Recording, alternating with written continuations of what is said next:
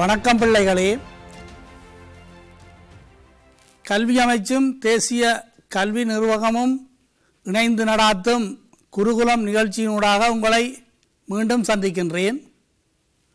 தரம் 12 இணைந்த கணித பாடப்பகுதியை நாங்கள் பார்க்கின்றோம். இதில் நிலையியல் பகுதி பற்றி நாங்கள் ஏற்கனவே ஆரம்பித்துள்ளோம். கடந்த பாடத்தில் ஒரு புள்ளியில் தாக்கும் விசைகள் பற்றி பார்த்தோம். ஒரு புள்ளியில் தாக்கும் இரு விசைகளின் விளைவுகளை காண்பதற்கு முக்கியமான ஓர் விதி விசை இணைகர விதி. ஒரு புள்ளியில் தாக்கும் P, Q என்ற இரு விசைகளின் விளைவு ஆறானது R வர்க்கம் சமன் P வர்க்கம் சக Q வர்க்கம் சக 2PQ cos தீட்டாவினாலும் விளைவுக்கும் P என்ற விசைக்கும் இடைப்பட்ட கோணம் அல்பா எனில் tan அல்பா சமன் Q sin தீட்டாவின் கீழ் P சக Q cos தீட்டா எனவும் பார்த்தோம். அத்துடன் அது சம்பந்தமாக 2 வினாக்களையும் செய்தோம். இன்றும் இது தொடர்பாக மேலதிக வினாக்களையும் அவற்றிற்கான விடைகளையும் நாங்கள் பார்ப்போம். அடுத்த உதாரணமாக, ஒரு புள்ளியில் தாக்கும் இரு சமவிசைகளின் விளைவுளானது அவ்விசைகளுக்கு இடைப்பட்ட கோணத்தை இரு சமக்கூறாக்கும் என காட்டுக. இதை நாங்கள் சூத்திரம் பாவித்தும் செய்யலாம், கேத்திர கணித முறை மூலமும் செய்யலாம். ஆகவே முதலில் நான் இங்கு கேத்திர கணித முறை மூலம் இதை செய்கின்றேன்.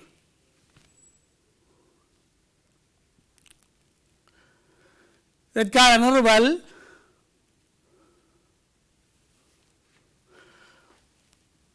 O என்ற புள்ளியால் காட்டப்பட்டுள்ளது ஓர் துணிக்கை. இதில் 2 விசைகள் சமபரிமனுடைய இரு விசைகள் P, P என்ற இரு விசைகள் தாக்குகின்றது. P என்ற இந்த விசை OA என்ற நேர்கோட்டு துண்டத்தாலும் P என்ற இந்த விசை OB என்ற இந்த நேர்கோட்டு துண்டத்தாலும் குறிக்கப்பட்டுள்ளது. விளைவுகளை காண்பதற்கு நாங்கள் விசை இணைகரத்தை பூர்த்தி செய்வோம். OBக்கு சமாந்தரமாக A-யினூடாக ஒரு கோடு வரைகின்றோம். OA-க்கு சமாந்தரமாக B-யினூடாக ஒரு கோடு வரைகின்றோம். இதுவே தேவையான இணைகரம் OACB ஆகும். இணைகரத்தின் மூலைவிட்டம் OC-யினால் இரு விசைகளினதும் விளைவுள் R குறிக்கப்படும். விளைவுள் R. விளைவுளுக்கும் P-க்கும் இடைப்பட்ட கோணம் தீட்டா என எடுப்போம். இது தீட்டா.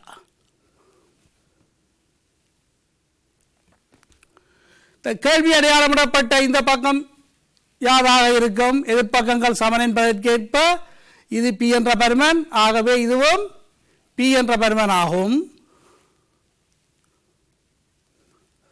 இப்போது இந்த இழக்கப்பட்ட முக்கோணம் OAC-ஐ கருதுக. இதில் OA என்ற பக்கமும் OC என்ற பக்கமும் சமன், ஏனெனில் இரு பக்கங்களும் P என்ற பருமனால் குறிக்கப்பட்டுள்ளது. ஆகவே இந்த முக்கோணம் OAC என்பது ஓர் இரு சமபக்க முக்கோணி ஆகும். ஆகவே இந்த கேள்வி அடையாளமிடப்பட்ட இந்த கோணம் யாராக இருக்கும்? இரு சமபக்க முக்கோணியின் எதிர்ப்பக்க சமனான பக்கங்களுக்கு எதிரான கோணங்கள் சமன் என்பதற்கு நாங்க இது தீட்டாவெனில் இந்த கேள்வி அடையாளமிடப்பட்ட கோணம் யாராக இருக்கும்? இதுவும் தீட்டாவாகவே இருக்கும்.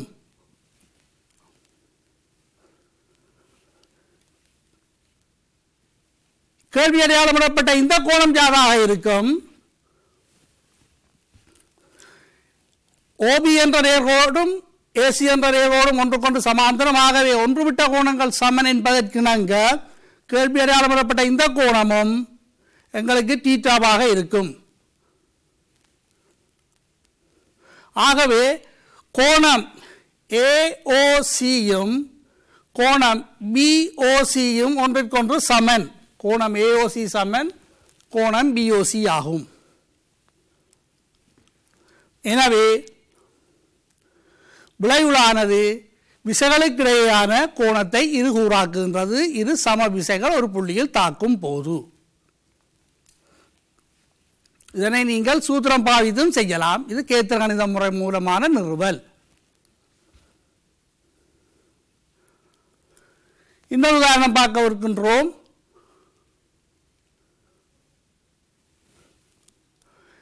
P, Q என்னும் விசைகள் அவற்றின் விளைவில் P ஆக இருக்குமாறு ஒரு புள்ளியில் தாக்குகின்றன.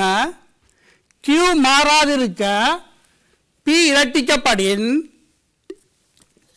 புதிய விளைவுள் ஆறானது Qவிற்கு செங்குத்தாகும் என காட்டுக. இதற்கான தீர்வு ஒரு புள்ளியில் இரு விசைகள் தாக்குகின்றன. P என்ற விசை, Q என்ற விசை. இவற்றின் விளைவுளும் P என தரப்பட்டுள்ளது. இந்த P என்ற விசை AB என்ற நேர்கோட்டு துண்டத்தாலும் இந்த Q என்ற விசை AC என்ற நேர்கோட்டு துண்டத்தாலும் விளைவுள் P ஆனது AO என்ற நேர்கோட்டு துண்டத்தாலும் குறிக்கப்பட்டுள்ளது. விசை இணைகரத்தை பூர்த்தி செய்வோம். அதாவது விளைவுள் விசையை மூலைவிட்டமாக கொண்ட இணைகரம். இதுவே தேவையான விசை இணைகரம். A, B, O, C என்பது தேவையான விசை இணைகரம் ஆகும்.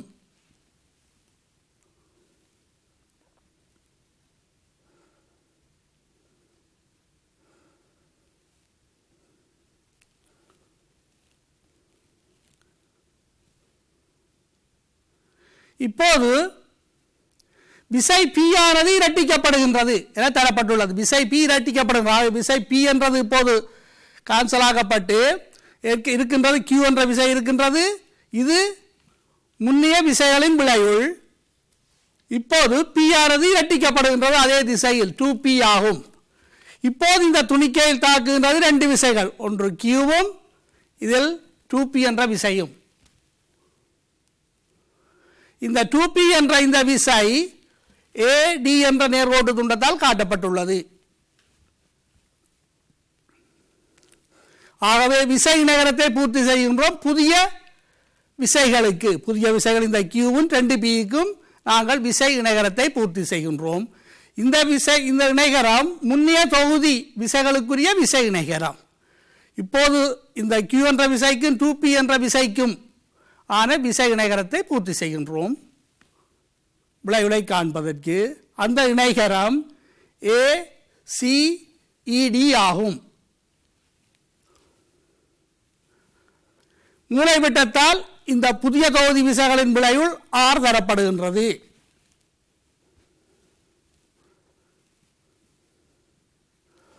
இந்த கேள்வி அடையாளமிடப்பட்ட இந்த பக்கம் யாராக இருக்கும்? இது முன்னைய தொகுதி விசையின்படி AB என்ற தேர்வோட்டு துண்டத்தால் P என்ற விசை குறிக்கப்படுகின்றது. இது ஒரு இணைகரம். ஆகவே இதுவும் கேள்வி அடையாளமிடப்பட்ட இந்த CO என்ற பக்கமும் Pக்கு சமனாகும். கேள்வி அடையாளமிடப்பட்ட இந்த பக்கம் யாராக இருக்கும்? இது உளவு AD என்பது 2P, AB என்பது P. ஆகவே இதுவும் ஒரு இணைகரம். எதிர்ப்பக்கங்கள் சமன் என்பதற்கிணங்க இது P ஆக இருந்தபடியால் இதுவும் P ஆகவே இருக்கும் பருமன். இப்போது இந்த OC என்ற பக்கமும் P என்ற விசையால் குறிக்கப்பட்டுள்ளது. OA என்ற பக்கமும் P என்ற விசையால் குறிக்கப்பட்டுள்ளது. OE என்ற பக்கமும் P என்ற விசையால் குறிக்கப்பட்டுள்ளது. ஆகவே இந்த மூன்று பக்கங்களும் OC என்ற பக்கமும் OA என்ற பக்கமும் OE என்ற பக்கமும் ஒன்றுக்கொன்று சமனாகும்.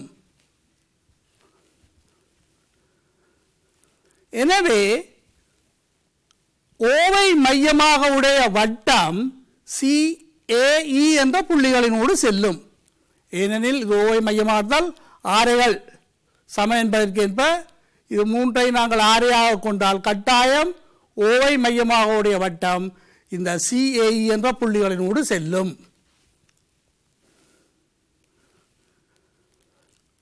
இங்கே CE என்பது அந்த வட்டத்தினுடைய விட்டமாகும். இந்த முக்கோணியை கருதுக. முக்கோணம் ACE மஞ்சள் நிறத்தினால் நிலத்தப்பட்டுள்ள முக்கோணம் ACE கருதுக.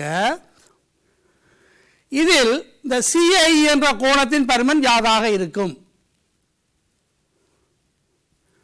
அரைவட்ட கோணம் செங்கோணம் என்பதற்கு இணங்க CAE என்ற கோணம் 90 பாகையாக இருக்கும்.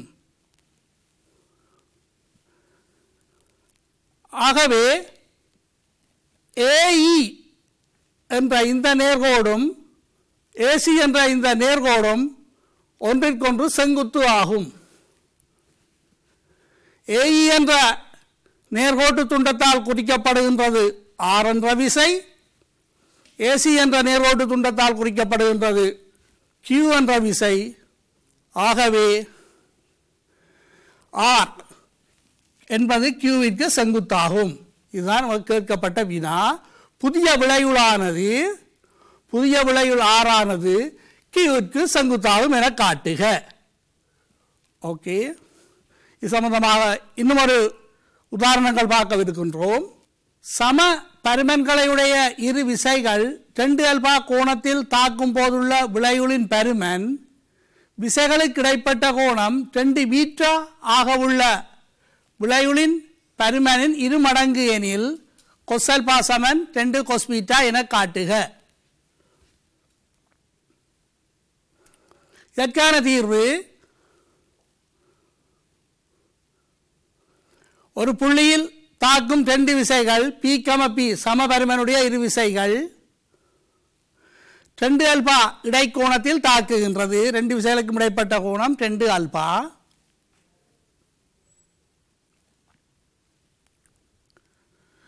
இதனுடைய விளைவுள் 2 விசைகளுக்கும் இடையில் இருக்கும். இதை R என குறிக்கின்றேன். ஆகவே R ஐ மூலைவிட்டமாக கொண்ட விசை இணைகரத்தை பூர்த்தி செய்கின்றோம்.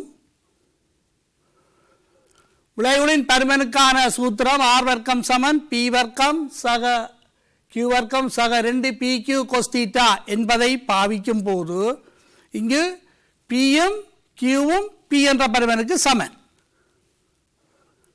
ஆகவே R வர்க்கம் சமன் P வர்க்கம், இந்த Q வர்க்கத்துக்காண்டியும் P வர்க்கம் சக 2 தடவை P தர Qக்காகவும் P இந்த 2 விசைகளுக்கும் இடைப்பட்ட கோணம் cos 2α.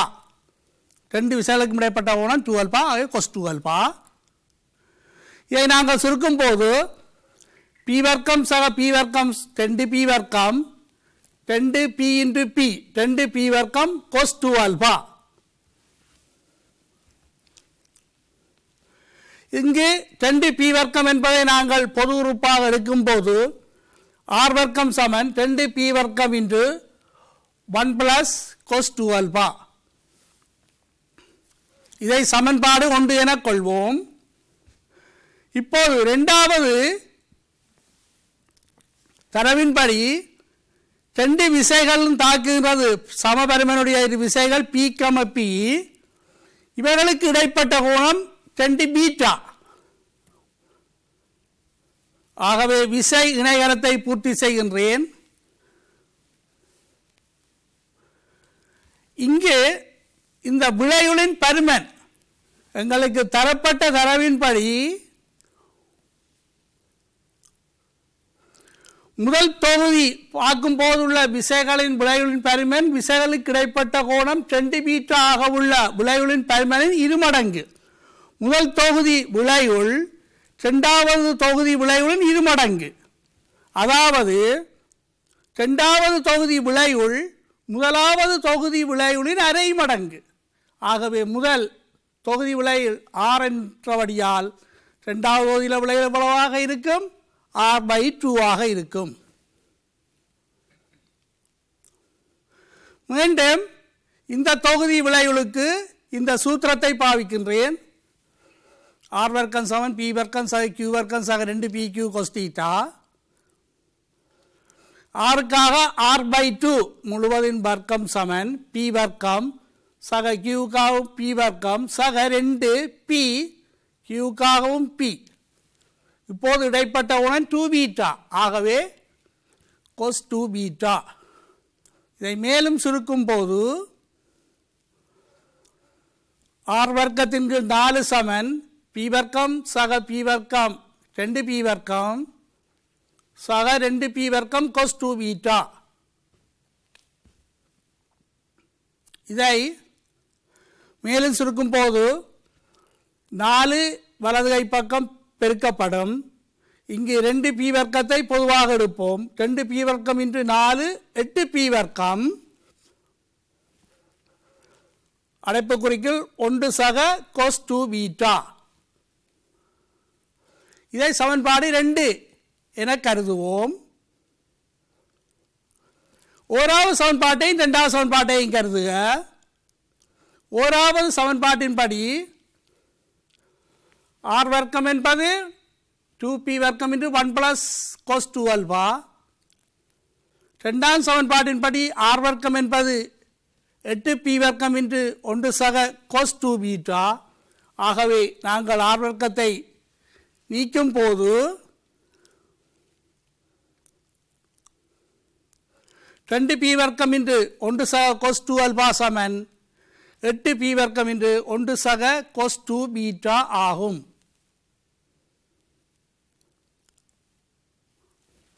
இதை மேலும் சுருக்கும் போது p வர்க்கம் 2 பக்கமும் கேன்சல் ஆக்கப்படும். இங்கு 2 இருக்கின்றது, இங்கால் 8, ஆகவே இது 8இல் 2 4 தடவைகள். 1 plus cos 2α என்பது 4 தடவை 1 plus cos 2β ஆகும். நீங்கள் ஏற்கனவே திரிகோண கணித விகிதத்தில் இந்த திரிகோண கணித சர்வ சமன்பாட்டை படித்திருப்பீர்கள். மடங்கு கோணம் cos 2θ என்பது 2 cos வர்க்கம் θ sin 1ற்கு சமனாகும். இதனை மறை ஒன்று இங்கால் வந்து பிளஸ் நேர் ஒன்று வரும். 1 plus cos 2θ சமன் 2 cos square θ என எழுதலாம். மடங்கு கோணம் அதை நான் இங்கே பாவிக்கின்றேன். 1 plus cos 2αவுக்காக 2 cos வர்க்கம் அல்வாவும், இங்கே 1 plus cos 2βக்காக 2 cos வர்க்கம் பீட்டாவையும் பிரதியிடுகின்றேன்.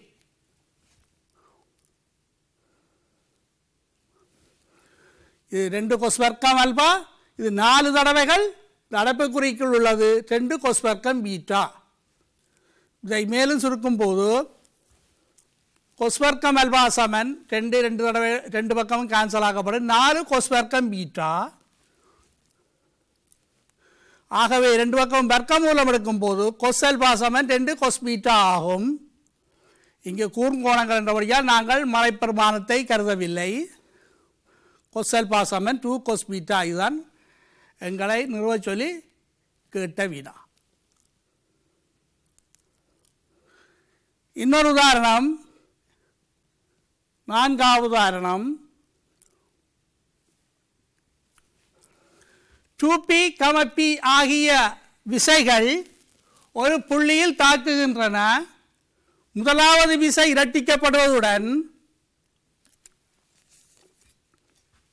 இரண்டாவது விசைக்கு 15 நியூட்டன் கூட்டப்படும் போது விளைவுளின் திசை மாறாதிருக்கின்றது. Pயின் பெருமானம் யாது? இதற்கான தீர்வு, 2p, p ஆகிய விசைகள் ஒரு புள்ளியில் தாக்குகின்றன. O என்ற புள்ளியில் 2p, இங்கு p என்ற விசை. இந்த 2p என்ற விசையை இந்த நேரோட்டு துண்டத்தாலையும் p என்ற விசை இந்த நேரோட்டு துண்டத்தாலையும் காட்டப்பட்டுள்ளது.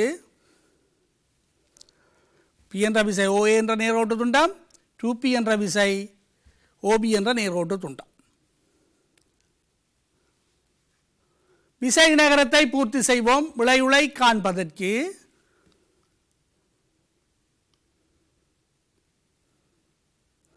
இந்த விசை இணைகரத்தின் மூலவிட்டம் OF, OFனால் இதன் விளைவுள் குறிக்கப்படும்.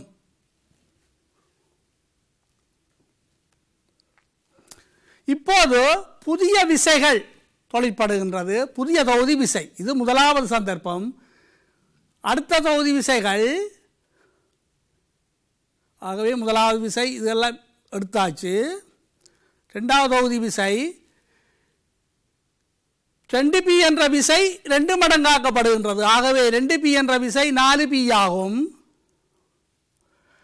p என்ற விசைக்கு 15 நியூட்டன் கூட்டப்படுகின்றது. ஆகவே இப்போது புதிய விசை இந்த திசையில் p சக 15 நியூட்டன் ஆகும். ஆகவே இப்போது O என்ற புள்ளி தாக்குகின்ற புதிய விசை தொகுதிகள் 4p என்ற விசையும் p சக 15 நியூட்டன் என்ற விசையும் புதிய தொகுதி விசைகள். இவற்றினுடைய விளைவுகளையும் காண வேண்டும்.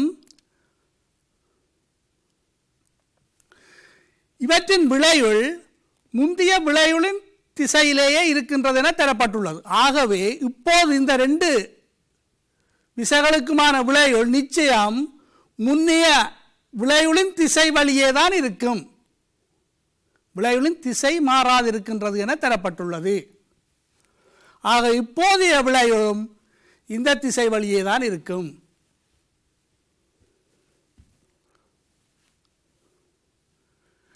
இப்போது புதிய தொகுதி விசைக்கு விசை இணைகரத்தை பூர்த்தி செய்கின்றேன். இந்த விளைவுளை, இந்த புதிய விளைவுளை மூலை விட்டமாக கொண்ட இணைகரம். இப்போது இந்த மஞ்சள் நிறத்தினால் அடையாளமிடப்பட்ட இணைகரத்தை கருதுக. இதில் OA என்பது BFற்கு சமாந்தரமாகும். OA என்பது இந்த BFற்கு சமாந்தரம், இணைகரத்தின் எதிர்ப்பக்கங்கள் என்பதற்கிணங்க. இப்போது இந்த இணைகரத்தை கருதுக.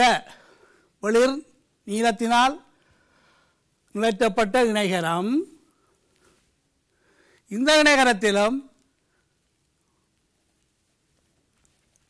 OA என்ற கோடு, OA என்ற பக்கம் D என்ற பக்கத்திற்கு சமாந்தரம். OA என்பது Dக்கு சமாந்தரம். இந்த ரெண்டிலையும் இருந்து OA என்பது BFக்கு சமாந்தரம், OA என்பது Dக்கு சமாந்தரம். ஆகவே BF என்பது இங்கு Dக்கு சமாந்தரம். படத்தில் காட்டியுள்ளேன். BF என்பது Dக்கு சமாந்தரம்.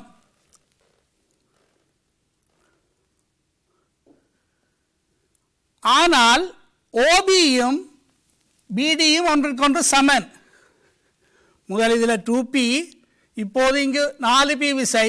ஆகவே இதுவும் 2p ஆக இருக்கும். ஆகவே இந்த OB என்ற பக்கமும் BD என்ற பக்கமும் சமனாகும்.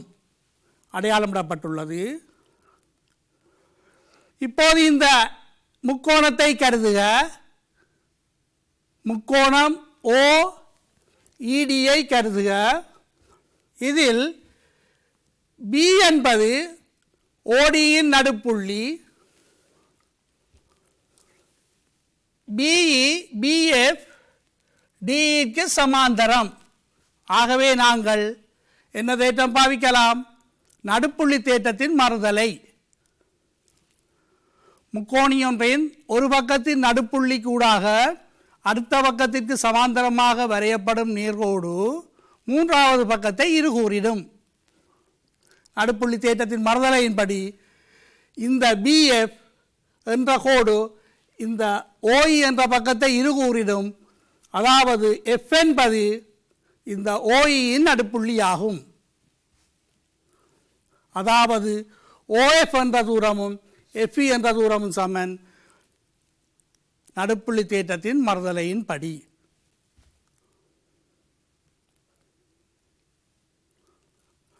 இதேபோல் AFும் CEயும் ஒன்றுக்கொன்று சமாந்தரம் என காட்டலாம். AF, இந்த AFும் இந்த CEயும் ஒன்றுக்கொன்று சமாந்தரமாகும். இப்போது இந்த நிலற்றப்பட்ட முக்கோணத்தை கருதுக. இங்கு AF என்பது சிஇக்கு சமாந்தரம். ஓஎஃப் என்பது இந்த ஓஎஃப் என்பது எஃப்இக்கு சமன். ஆகவே இங்கும் நடுப்புள்ளி தேற்றத்தின் மறுதலையின்படி இந்த ஏ என்பது இந்த ஓசியினுடைய நடுப்புள்ளியாகும். அதாவது ஏசி என்ற இந்த தூரமும் ஓஏ என்ற தூரமும் சமன். நடுப்புள்ளி தேற்றத்தின் மறுதலையின்படி ஓஏயும் ஏசியும் ஒன்றுக்கொன்று சமனாகும். ஆக பியின் பெருமன் யாது? ஓஏயும் ஏசியையும் கூட்டும் போது பி சக 15. ஆனால் ஓஏயும் ஏசியும் ஒன்றுக்கொன்று சமன். ஆகவே பியினுடைய பெருமானவாறாக இருக்கும். இது 15 நியூட்டன் ஆகும். இதனை பிள்ளைகளை நீங்கள் இயல்பொத்த முக்கோணங்களின் ஒத்த பக்கங்களுக்கு இடையிலான விகிதம் நேர் விகித சமனாகும் என்னும் தேற்றத்தை பாவித்தும் நிறுவலாம். இன்னும் ஒரு உதாரணத்தை பார்க்கவிருக்கின்றோம். பி கியூ என்னும் இரு விசைகள் தீட்டா கோணத்தில் தாக்குகின்றன. இவற்றின் தானங்களை தம்முள் இடம் மாற்றினால் புதிய விளைகள் பை கோணத்தினோடு திருப்பப்படுகின்றது. tan π/2 சமன் p - q இன் கீழ் p சக q இன்டு tan θ/2 என காட்டுக. இதற்கான தீர்வு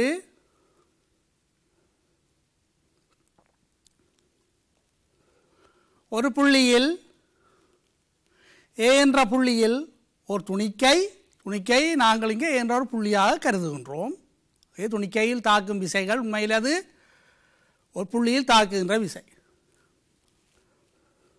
பி கியூ என்னும் இரு விசைகள், அவற்றிற்கு இடைப்பட்ட கோணம் தீட்டா. விளைவுகளை காண்பதற்கு நாங்கள் விசை இணைகரத்தை பூர்த்தி செய்ய வேண்டும். விசை இணைகரம் ஏ பி டிசி ஆகும். இங்கு ஏபி என்பது பி ஆகும். ஏபி என்ற நேரோட்டு துண்டம் பிக்கு சமன். பிடி என்பது இது கியூ என்பதால் இதுவும் கியூவிற்கு சமன். விளைவுகளை காண்பதற்கு விசை இணைகரத்தின் மூலை விட்டம் விளைவுகளை குறிக்கும். ஆகவே இப்போது இந்த விளைவுளை R1 என்போம். முதல் இந்த விளைவுள் பி என்ற விசையுடன் ஆக்கும் கோணத்தை அல்பா என எடுப்போம். ஆகவே இந்த கோணம்தான் அல்பா.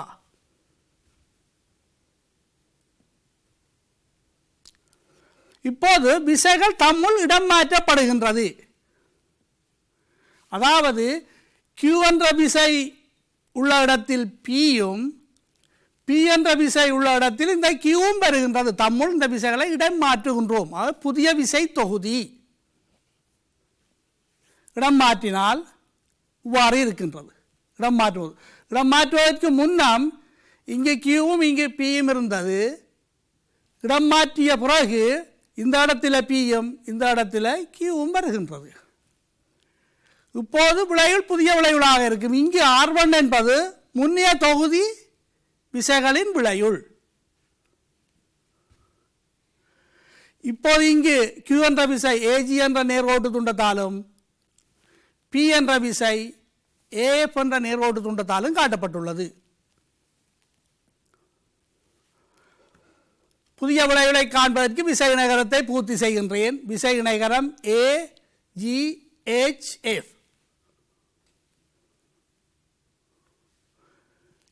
அதனுடைய மூலை விட்டம் புதிய விளைவுகளை தரும் R2. புதிய தொகுதி விசைகளின் விளைவுள். எங்களுக்கு ஒரு தரவு தரப்பட்டுள்ளது. புதிய விளைவுளானது பை என்ற கோணத்தினோடு திருப்பப்படுகின்றது. இது ஏற்கனவே உள்ள பழைய விளைவுள். இது போலுள்ள புதிய விளைவுள். இந்த புதிய விளைவுள் பழைய விளைவிலிருந்து பை கோணத்தினூடாக திருப்பப்படுகின்றது. ஆகவே இந்த பை என்ற கோணம் எதுவாக இருக்கும்? இதுதான் இந்த பை என்ற கோணமாக இருக்கும்.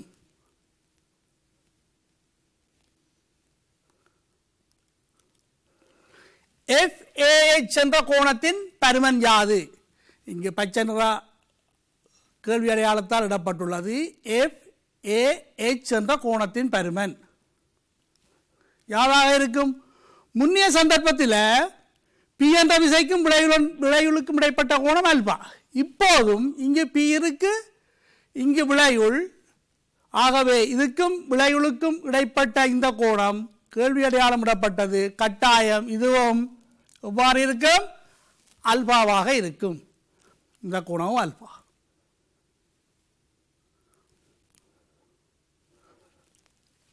டூ அல்பா சக பை என்ற கோணத்தை கருதுக. இதற்கு என்ன பெருமானத்தை போடலாம்? இங்கே பாருங்கள்,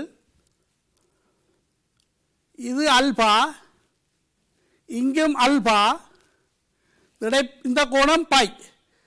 இந்த மூன்று கோணங்களையும் கூட்டுவது தான் அந்த விசைகளுக்கு இடைப்பட்ட முன்னிய கோணமாகும். ஆகவே 2 அல்பா சக பையுக்காக நாங்கள் இதை போடலாம், தீட்டா கோணத்தை பிரதியீடு செய்யலாம்.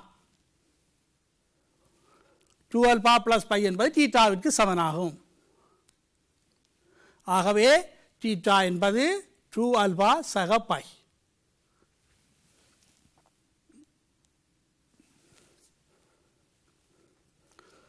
ADB என்ற கோணம் யாராக இருக்கும்? இதில் கேள்வி அடையாளம் விடப்பட்ட இந்த கோணம் ஒன்றுவிட்ட கோணங்கள் சமன் என்பதற்கு நாங்கள் சட்வடிவம். இந்த கேள்வி அடையாளம் விடப்பட்ட இந்த கோணம் இந்த அல்பாவையும் பையையும் கூட்டுவதற்கு சமனாக இருக்கும். ஆகவே இந்த கேள்வி அடையாளம் விடப்பட்ட கோணம் என்னவாக இருக்கும்? ADB என்பது அல்பா சக பை. அல்பா சக பையாக இருக்கும் இந்த கோணம்.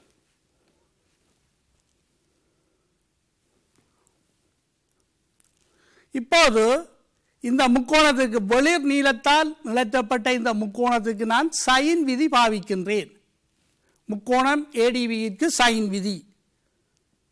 சைன் விதி நீங்கள் திரிகோண கணிதத்தில் படிப்பீர்கள், மிகவும் இலகுவான ஒரு விதி. சைன் விதி என்பது ABC என்ற முக்கோணம், அதில் இது A என்ற கோணம், B என்ற கோணம், C என்ற கோணம். A என்ற கோணத்துக்கு எதிரான பக்கம் A, B என்ற கோணத்துக்கு எதிரான பக்கம் B, C என்ற கோணத்துக்கு எதிரான பக்கம் C. ஆகவே A இன் கீழ் sin A சமன் B இன் கீழ் sin B சமன் C இன் கீழ் sin C. மிகவும் இலகுவான விதி. இதை நாங்கள் இந்த முக்கோணத்துக்கு பிரயோகிக்கின்றோம். முக்கோணம் ADBக்கு AB என்ற பக்கத்தின் கீழ் அதற்கு எதிரான கோணத்தின் சைன் பெருமானம், BD என்ற பக்கத்தின் கீழ் அதற்கு எதிரான கோணத்தின் சைன் பெருமானம். AB என்ற பக்கத்துக்கு எதிரான கோணம், இது AB என்ற பக்கம், அதற்கு எதிரான கோணம் அல்பா பிளஸ் பை. ஆகவே இதில் என்ன வரும்? Sine alpha plus pi. அதேபோல் BD என்ற பக்கத்துக்கு எதிரான கோணம், இது BD என்ற பக்கம், அதற்கு எதிரான கோணம் அல்பா. ஆகவே இங்கே வர்றது சைன் அல்பா என வரும். ஆகவே AB இன் கீழ் சைன் அல்பா பிளஸ் பை சமன் BD இன் கீழ் சைன் அல்பா.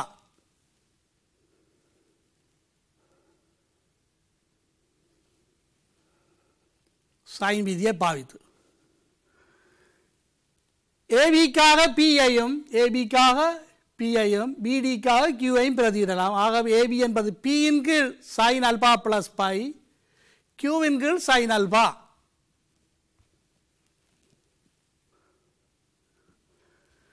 நீங்கள் உங்களது பேசிக் மேத்ஸில் நீங்கள் விகிதங்கள் படித்திருப்பீர்கள். தரம் 12 ஆரம்ப பாடம். A இன் கீழ் B சமன் C இன் கீழ் D எனில் A பிளஸ் C இன் கீழ் B பிளஸ் D சமன் A மைனஸ் C இன் கீழ் B மைனஸ் D என எழுதலாம். இங்கு இரு தொகுதியன்களும் கூட்டப்படுகின்றது, கீழே இரு பகுதியன்களும் கூட்டப்படுகின்றது. இது சமன் இங்கு ஒரு தொகுதி எண்ணிலிருந்து மற்ற தொகுதி எண்ணை கழிக்கின்றேன். கீழே ஒரு பகுதி எண்ணிலிருந்து மற்ற பகுதி எண்ணை கழிப்பதற்கு சமனாகும். இந்த விகிதத்தை நாங்கள் இங்கு பிரயோகிக்கின்றோம். தொகுதி எண்களை கூட்டுகின்றோம், கீழே பகுதி எண்களை கூட்டுகின்றோம். இங்கே தொகுதி எண்கள் பிஐயும் கியூவையும் கூட்டுகின்றோம், கீழே sin alpha plus பையையும் sin alphaவையும் கூட்டுகின்றேன். இது சமன் பி சக கியூவின் கீழ் sin alpha plus பை சக sin alpha. இது சமன் ஒரு தொகுதி எண்ணிலிருந்து மற்ற தொகுதி எண்ணை கழிக்கின்றேன், கீழே ஒரு பகுதி எண்ணிலிருந்து மற்ற பகுதி எண்ணை கழிக்கின்றேன். ஆகவே இந்த தொகுதி எண்ணிலிருந்து இந்த தொகுதி எண்ணை கழித்தால் பி மைனஸ் கியூ, கீழே இதிலிருந்து இதை கழித்தால் sin alpha plus pi minus sin alpha. ஆகவே வர வேண்டிய அடுத்த இவ்வாறு அமையும்.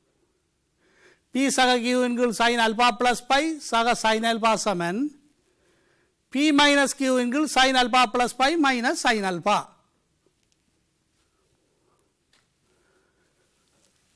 இன்னொரு திரிகோண கணித சர்வ சமன்பாடுகள் நீங்கள் திரிகோண கணிதத்தில் படித்திருப்பீர்கள் அல்லது படிப்பின்றீர்கள். இரு கோணங்களின் சைன் பரிமாணங்களை கூட்டுதல். சி டி என்ற இரு கோணங்கள் இருக்கு, அவற்றுடைய சைன் பரிமாணங்களை கூட்டினால் sin சி சக sin டி என்பது 2 sin c plus t by 2 into cos c minus t by 2. Only பிரயோகம் தான் செய்கின்றோம், கடினமில்லை, நாங்கள் அதை அப்படியே அப்ளை செய்கின்றோம். ஒரு கோணத்தின் சைன் பரிமாணத்திலிருந்து மற்ற கோணத்தின் சைன் பரிமாணத்தை கழிக்க வாரது sin c minus sin d என்பது 2 cos c plus t by 2 இன் கீழ் sin c minus t by 2. இதை இங்கே இப்போது பிரயோகிக்கின்றோம். மேலே அல்ல, பி சக கியூ அப்படியே இருக்கும், கீழே ரெண்டு கோணங்களை கூட்டுகின்றேன். sin alpha plus pi sin alpha, சிக்காக வேண்டி alpha plus பை, டிக்காக வேண்டி alpha. இரு கோணங்களின் சைன் பரிமாணங்களை கூட்டுகின்றேன்.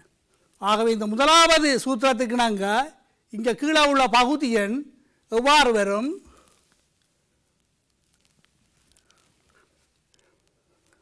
பி சக கியூவின் கீழ் 2 தடவைகள் sin c plus t by 2, 2 தடவைகள் sin, ரெண்டு கோணங்களையும் கூட்டுகின்றேன்.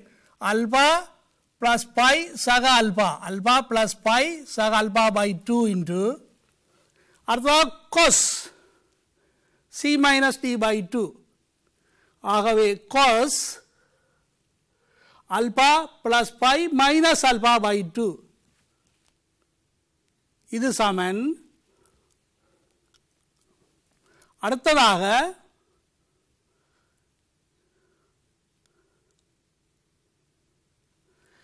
இங்கு பாவிக்கின்றேன் ரெண்டு sin c மைனஸ் sin d என இந்த இரண்டாவது சூத்திரத்தை இங்கே பாவிக்கின்றேன்.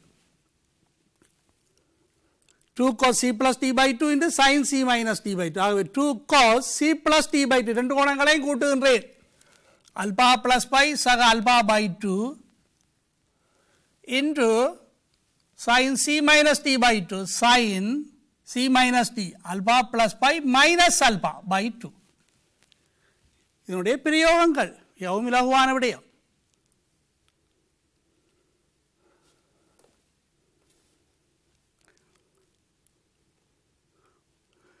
இது பி சக கியூவின் கீழ் 2 sin அல்பா சக அல்பா 2 அல்பா சக பை பை 2 இன்டு இங்கு இந்த அல்பாவும் இந்த அல்பாவும் கேன்சல் ஆக்கப்படும் cos பை பை 2. இது சமன் இங்கு p மைனஸ் கியூவின் கீழ் 2 cos அல்பா சக அல்பா 2 அல்பா சக pi pi 2 into sin alpha cancel sin pi pi 2.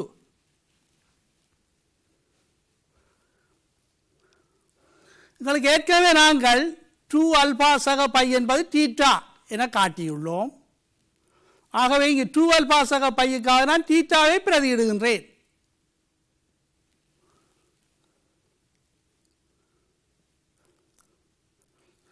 P சக கியூவின் கீழ் 2 sin 2 அல்பா பிளஸ் பைக்கான theta 2 sin theta pi 2 into cos pi pi 2 சமன் இங்கும் 2 அல்பா பிளஸ் பைக்காக தீட்டா P மைனஸ் கியூவின் கீழ் 2 cos theta by 2 sin pi by 2.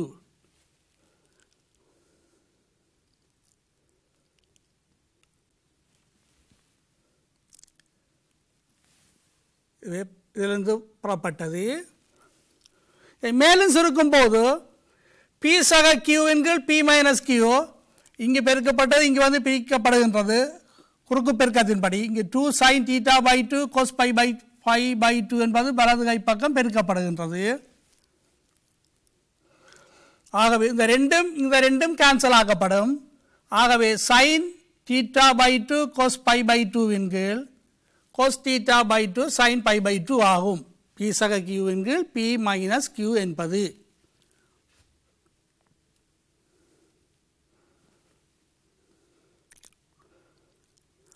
ஆகவே P சக Q இன் கீழ் P மைனஸ் Q என்பது tan என்பது sin theta இன் கீழ் cos theta என்பதை tan என குறிப்பிடுவோம்.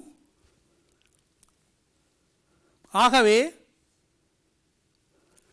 sin theta by 2 cos theta by 2 என்பது tan theta by 2 into cos pi by 2 sin pi by 2 என்பது cot pi by 2 ஆகும். இதனை மீண்டும் ஒழுங்குபடுத்தும் போது P சக Q இன் கீழ் P மைனஸ் Q என்பது cot theta என்பது ஒன்றின் கீழ் tan theta. cot pi by 2 என்பது ஒன்றின் கீழ் tan pi by 2. ஆகவே P சக Q இன் கீழ் P சக Q என்பது tan theta by 2 இன் கீழ் tan pi by 2. ஆகவே இதனை நாங்கள் மேலும் சுருக்கும் போது tan pi by 2 குறுக்கு பெருக்கம் tan pi by 2 சமன் P மைனஸ் Q வலது கை பக்கம் P மைனஸ் Q இன் கீழ் P plus Q into tan theta by 2 என காட்டலாம். தரப்பட்ட விசை ஒன்றை இரு கூறுகளாக பிரித்தல். ஒரு விசை தரப்பட்டுள்ளது, அதை 2 கூறாக பிரிக்கின்றோம்.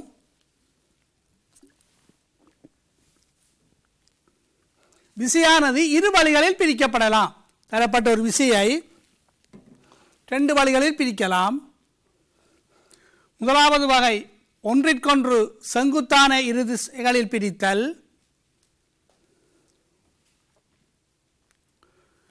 இரண்டாவது ஒன்றுக்கொன்று செங்குத்து அல்லாத திசைகளில் பிரித்தல். முதலாவதை பார்க்கின்றோம். தரப்பட்ட ஒரு விசையை செங்குத்தான இரு திசைகளில் எவ்வாறு பிரிக்கலாம் என்பது. தரப்பட்ட விசையை இரு விசைகளாக பிரிக்கின்றோம். அதற்கு பதிலான 2 விசைகள். 2 விசைகளும் ஒன்றுக்கொன்று செங்குத்தான திசைகளில்.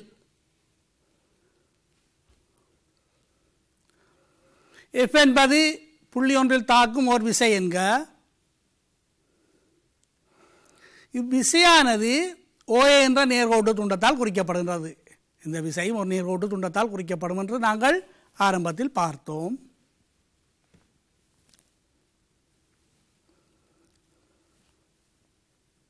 F என்ற விசை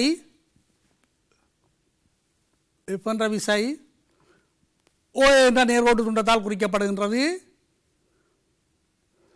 ஆகவே OA என்ற காவி சமன் F என எழுதலாம். காவி வடிவத்தில் பருமனும் திசையும். OX, OY என்பன ஒன்றுக்கொன்று செங்குத்தான இரு திசைகள் என்க. ஆகவே 2 திசைகளை நாங்கள் தெரிவு செய்கின்றோம். அந்த திசை வழியே இந்த தரப்பட்ட விசையை பிரிப்பதற்கு அந்த 2 திசைகளும் ஒன்றுக்கொன்று செங்குத்தான திசைகள் OX, OY. தான் தரப்பட்ட 2 திசைகள் OX, OY ஒன்றுக்கொண்டு செங்குத்தான திசைகள். எங்களது நோக்கம் இந்த விசையை 2 கூறுகளாக இந்த திசையில இந்த 2 கூறுகளாக பிரிக்கின்றேன். விசை பிரிப்பு மிகவும் முக்கியமானது. OXற்கான செங்குத்து AE வரைக.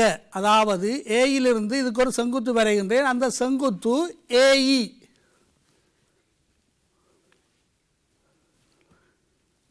அந்த செங்குத்து AE வரைக. OYற்கான செங்குத்து ஏயிலிருந்து OYற்கான செங்குத்து AD. ADயை வரைகின்றேன்.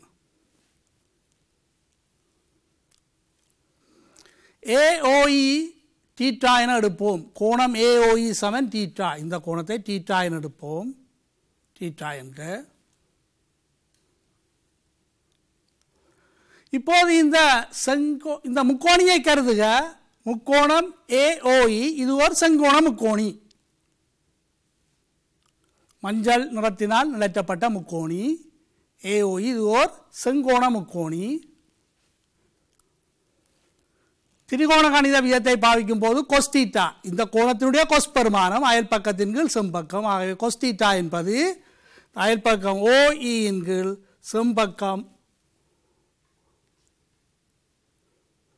செம்பக்கம் OA ஆகும்.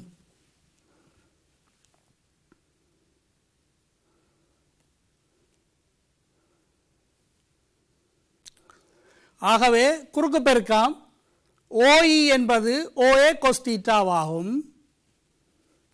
OE என்பது OA கொஸ் தீட்டா. OA என்பது F பருமனுடையது. ஆகவே OE என்பதை F கொஸ் தீட்டா என எழுதலாம்.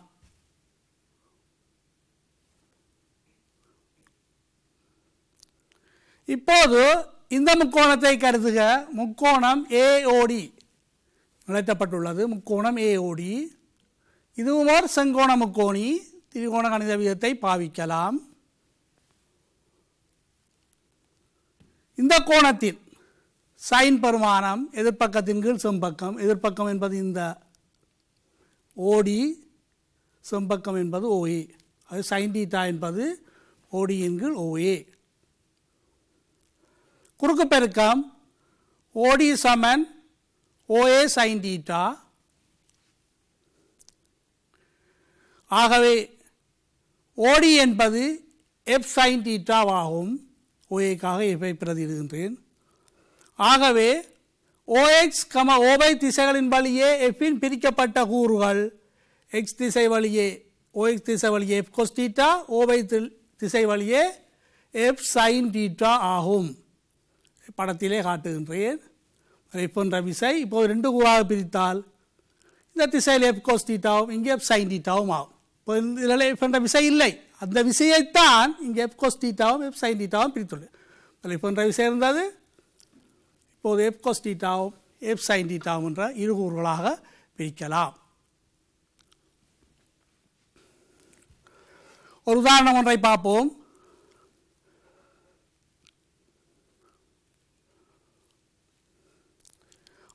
மறுதலையாக F என்ற விசையை இரு செங்குத்தான திசை வழியே பிரிக்கலாம். ஆகவே மறுதலையாக OX, OY என்னும் இரு திசைகள் வழியே தாக்கும் F cos theta, F sine theta என்னும் விசைகளின் விளைவுளானது OA திசை வழியே தாக்கும் F என்ற விசை ஆகும். அது மறுதலையும் உண்மை.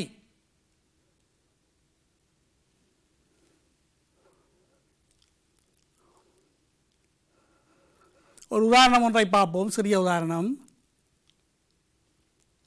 30 நியூட்டன் விசையானது OX, OY என்னும் ஒன்றுக்கொன்று செங்குத்தான இரு திசைகள் வழியே பிரிக்கப்படுகின்றது. OY திசை வழியே பிரிக்கப்பட்ட விசைக்கூறு 18 நியூட்டன் ஆகும்.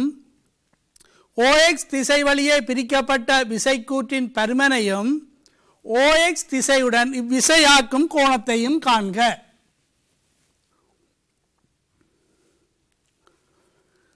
சிறிய உதாரணம். ஒரு 30 நியூட்டன் விசை உங்களுக்கு தரப்பட்டுள்ளது. ரெண்டு செங்குத்தான திசைகள் OXம் OYயும் ஒன்றுக்கொன்று செங்குத்தான இரு திசைகள்.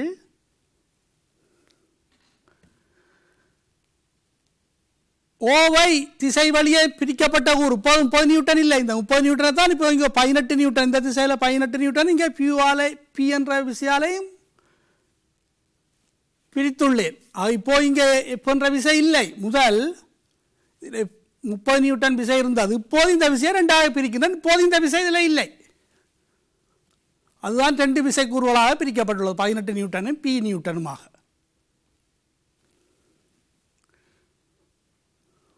ஆகவே இது நாங்கள் மாணவர்கள் இதை டொட்டலைனால் திரும்ப போட முடியாது. ஆகவே நீங்கள் சில மாணவர்கள் அதை 3 விசைகள் இருப்பதாகவும் சிலர் கருது கொள்வார்கள். இப்போ 30 நியூட்டனும் இருக்குது, 18 நியூட்டனும், பி என்ற நியூட்டன். அதுதான் 2ஆக பிரிக்கப்படுகின்றது. மேல் பாரு குறித்தால் மிகவும் நல்லா இருக்கும். இந்த கோணம் தீட்டா. இப்போது நிலைக்குத்து OY திசை வழியே இந்த 30 நியூட்டனை பிரித்தால் அது என்ன சமனாகும்? 30. இந்த 30 நியூட்டனை OX திசை வழியே 30 cos தீட்டாவும் நிலைக்குத்து வழியே 30 sin தீட்டாவும் என பிரிக்கலாம். நிலைக்குத்து வழியை பிரிக்கும் போது 30 sin தீட்டா அது 18 நியூட்டனுக்கு சமனாகும். ஆகவே நிலைக்குத்து வழியை பிரிக்க 30 sin தீட்டா 18க்கு சமனாகும்.